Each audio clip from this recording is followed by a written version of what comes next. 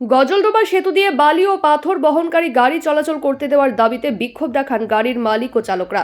বুধবার শতাধিক গাড়ির মালিক গজলডোবায় বিক্ষোভ দেখান।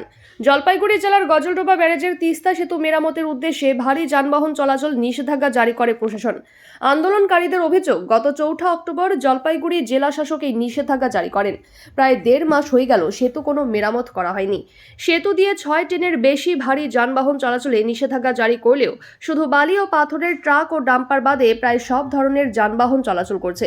তাই আন্দোলনকারীদের দাবি, অবিলম্বে সেতু মেরামত করা হোক, পাশাপাশি বালি ও পাথর বোঝাই গাড়ি চলাচলের জন্য ওজন কিছুটা শিথিল করা হোক। গজলডোবার তিস্তা সেতু দিয়ে প্রায় 350টি বালি পাথরের গাড়ি চলাচল করে, কিন্তু গাড়িগুলি বন্ধ হয়ে যাওয়ায় মালিক চালক সহ কয়েক হাজার পরিবারের সংসার চালানো কষ্ট হয়ে পড়েছে। তাই অবিলম্বে বালি পাথরের গাড়ি চলাচল করতে দেওয়ার দাবি তোলেন। তাদের দাবি পূরণ না হলে লাগাতার আন্দোলন করা হবে বলে তারা হুঁশিয়ারি দেন। আমাদের লেবার আছে, গাড়ির সাথে আমাদের শ্রমিক আছে, গাড়ির সাথে আমাদের খালাসি আছে, ড্রাইভার আছে, মালিক আছে, পরিবারের অত্যন্ত 10,000 মানুষ এখানে জীবিকা নির্বাহ করে। আমরা এই আন্দোলনের পক্ষে যে সরকারের বিরোধিতা করছি এটা না, সরকারের পক্ষের লোকই আমরা সরকারকে এটুক জানাতে চাই যে বন্ধ করে সলিউশন হবে না। এইখানে আমাদের ডুয়ার্সের লোকজন কি বলবো, খুব গরিব সাধারণের লোকজন এখানে এই মাস দেড়েক ধরে যে অবস্থা শুরু হয়েছে, কারুর খাওয়া নেই। বদলাবাড়ি বাজার, যে বড় বাজার, যে দোকানপাট, কারুর বিক্রি নেই। আজকে গাড়ি ঘোড়া আমরা দাঁড় করাচ্ছি, তার এমন কিছুদিনের মধ্যেই আমরা শুনতে পাচ্ছি গাড়ির টায়ার চুরি হয়ে যাচ্ছে, ব্যাটারি চুরি হয়ে যাচ্ছে, এবং আমাদের যারা গাড়ির কিস্তি দিচ্ছে, কিস্তি দিতে পারছে না। কারুর 4-5টা করেও কিস্তি ফেল আছে, এবং যারা আমাদের কিস্তিতে ফাইন্যান্স করে তাদের বলা সত্ত্বেও তারা গাড়িটাও টেনে নিয়ে যাচ্ছে না।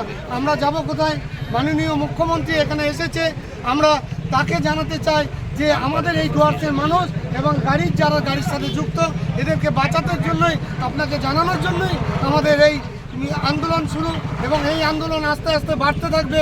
কারণ শ্রমিক এরপরে পথে নামবে, লেবাররা পথে নামবে, আমাদের ড্রাইভার অ্যাসোসিয়েশন পথে নামবে, মালিক অ্যাসোসিয়েশন পথে নামবে, খালাসি অ্যাসোসিয়েশন পথে নামবে। শুধু ডাম্পার বলে না, এখানে ট্রাক্টর এখানে জড়িত আছে।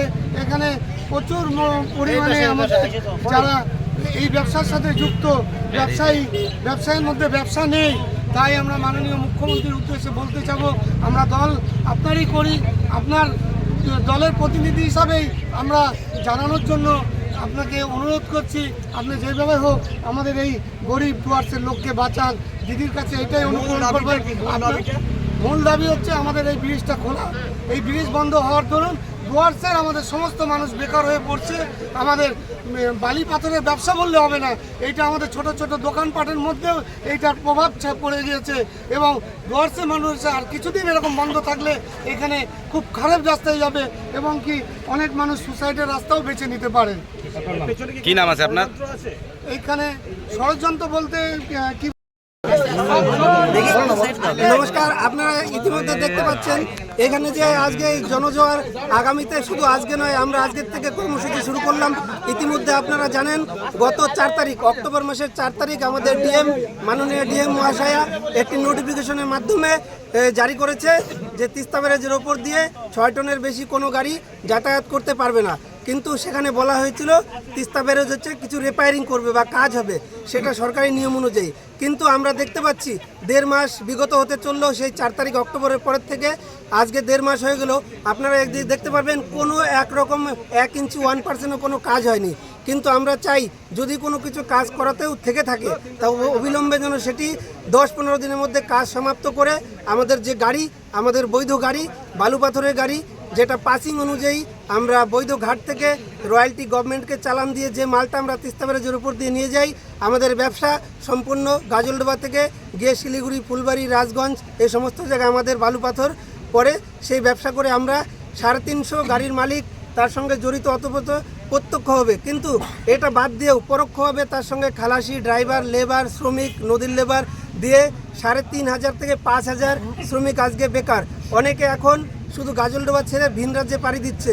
আস্তে আস্তে ভবিষ্যৎ হয়তো এটা যারা হচ্ছে ভবিষ্যতে গাড়ির মালিক ইএমআই বাড়ি নিতে চলে আসতেছে, ফাইন্যান্সিয়াল কোম্পানি সেটা না দিতে পারে, অনেকেই বাড়ি ছেড়ে ইতিমধ্যে পালাচ্ছে।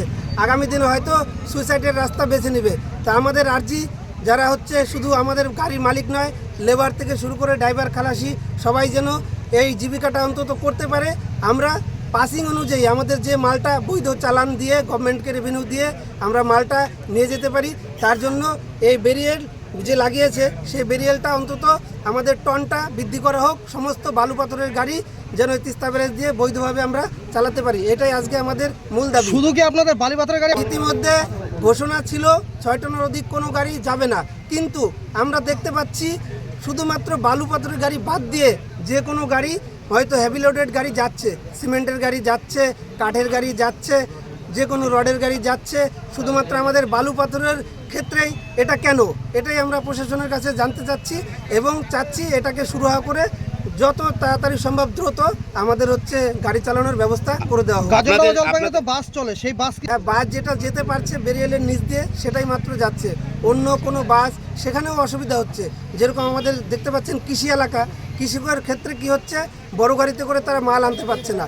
এই আলুর বীজ, এখন আলুর সময়, আলু মটরশুঁটির সময় তারা হচ্ছে ছোট গাড়িতে করে আনছে, তাদের হচ্ছে রপ্তানি খরচা অনেক বেড়ে যাচ্ছে, সেটা ক্যারিং ভাড়া লেগে যাচ্ছে, কৃষকের কিন্তু এটা ক্ষতি হচ্ছে। আমরা চাই আমাদের পাশাপাশি কৃষকের সুবিধার্থেও অন্তত বড় গাড়ি যাতে যেতে পারে সেই ব্যবস্থাটা সরকার করে দিক। আপনাদের দাবি যদি না মানে তাহলে কি আপনাদের আন্দোলন আরো আমরা চলবে? আজকের থেকে শুরু করলাম, গতকালকে আমরা একটা ডেপুটেশনের মাধ্যমে দিয়েছিলাম জেলা শাসক মহাশয়কে, আমাদের মালবাজার এসডিওর মাধ্যমে। তা আমরা আগামীকাল থেকে, শুধু আজকে নয়, আজকের থেকে আন্দোলন শুরু হলো, আগামীকাল থেকে আমরা এখানে হয়তো ধর্ণামঞ্চ করব।